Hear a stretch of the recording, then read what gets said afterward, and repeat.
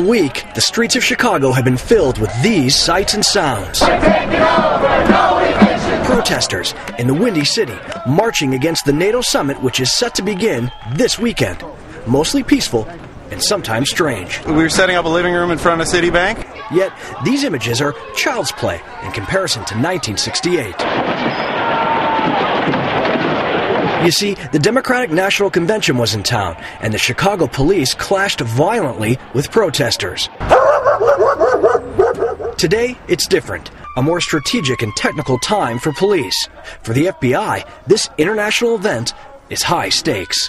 This is probably the largest event that we've been involved in. There have been no credible threats that we've developed regarding the NATO Summit or the city of Chicago this weekend. And in this undisclosed location outside of Chicago is the Multi-Communications Center. We can't really call it a war room, but what we can tell you is that a multitude of agencies will be here monitoring activities in and around Chicago and then relaying any developments to those folks that are in the field.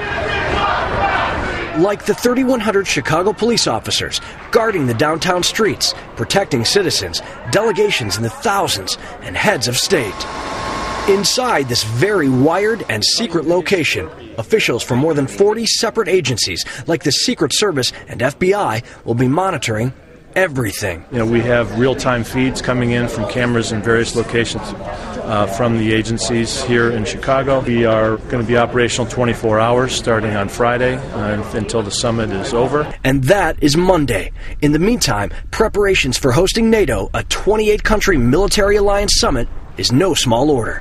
Street barricades are being erected, public transportation slowed or even canceled, a large no-fly zone above the city, and in general, a hope for peace, a point that the police are efforting. Our ultimate goal is that it'll be a non-event, it'll be a boring event, that there won't be anything happening. That means everything's going smoothly. Hosting the NATO Summit is risky business. If protesters get ugly, they become the story, and the city may take another black eye like in 1968. But if all goes well, then President Barack Obama's home city will come out looking like a picture postcard for large-scale international events. At this point, only time will decide. Robert Ray, Associated Press, Chicago.